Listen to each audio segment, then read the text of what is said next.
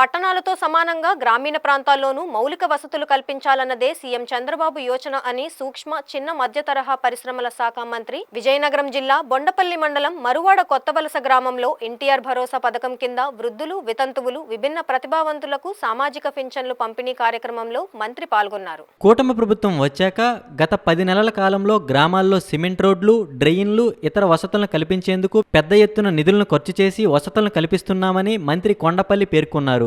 గ్రామాల్లో అభివృద్ధి పనులు కనుమరుగైన పరిస్థితుల్లో గ్రామీణ ప్రాంతాల ప్రజలు ప్రస్తుత అభివృద్ధి పనులు చూసి ప్రజలంతా హర్షం వ్యక్తం చేస్తున్నారన్నారు. గత 10 నెలల కాలంలో బొండపల్లి మండలం ఎం కొత్తవలస గ్రామంలోనే 1.10 కోట్ల రూపాయలతో సీసీ రోడ్లు, కాలువల నిర్మాణం పూర్తి చేశామని, మరో 30 లక్షల పనులు జరుగుతున్నాయని చెప్పారు.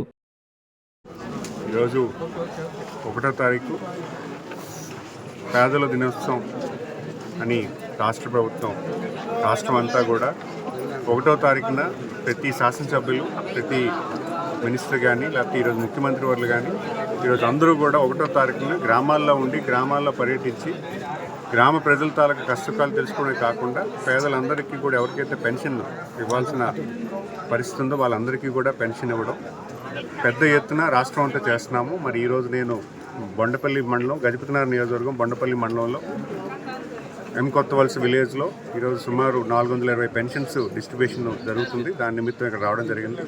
ఈరోజు మన పెన్షన్ కార్యక్రమం అనేది అంటే మన రాష్ట్రంలో అంటే ఈరోజు పెన్షన్దారులు ఎవరైతే ఉన్నారో పెద్ద ఎత్తున పెద్ద మొత్తాన్ని ఈరోజు 4,000 రూపాయలు, అలాగే వికలాంగులకు 6,000, అలాగే బెడ్ రేటానికి 15,000 రూపాయలు పెన్షన్ ఇవ్వడం, రాష్ట్ర ప్రభుత్వం తాలూకా మొదటి సిగ్నేచర్ హామీ, ఎలక్షన్ హామీ ప్రకారం ఇవ్వడం, ఈరోజు పెద్ద బడ్జెట్గా సుమారు సంవత్సరానికి 33,000 కోట్ల రూపాయలని ఈరోజు రాష్ట్ర ప్రభుత్వం పెన్షన్ నిమిత్తమే ఖర్చు పెడుతుంది. మరి అంత పెద్ద అమౌంట్ ఈరోజు రాష్ట్రంలో గ్రామాల్లో ఎవరైతే పెన్షన్దారులకు ఇవ్వడం అనేది చాలా మరీ ముఖ్యంగా. ఎందుకంటే ఈరోజు చాలా ఇబ్బంది అయిన సిచ్యువేషన్లు గ్రామాల్లో నెలకొంది. మరి ఈరోజు అంటే వాళ్ళు ఓల్డేజ్ పెన్షన్ అవ్వచ్చు, వికలాంగులు అవ్వచ్చు, వీళ్ళకి సహాయం చేయడం అనేది మరీ ముఖ్యంగా చాలా అవసరమైన నిమిత్తం కాబట్టి గౌరవ ముఖ్యమంత్రులు చేయడం మనందరూ కూడా సంతోషం వ్యక్తం చేస్తున్నారు. మరి ఈరోజు గ్రామాల్లో కూడా తిరుగుతుంటే ఈరోజు ఈ గ్రామానికి సుమారు 1 కోటి రూపాయల వర్కులు ఎన్ఆర్జీఎస్ ద్వారా ఈ గ్రామానికి చేయడం జరిగింది. ఎందుకంటే చాలా రోడ్స్ వాళ్ళు ఫుల్ఫిల్ చేసుకున్నారు.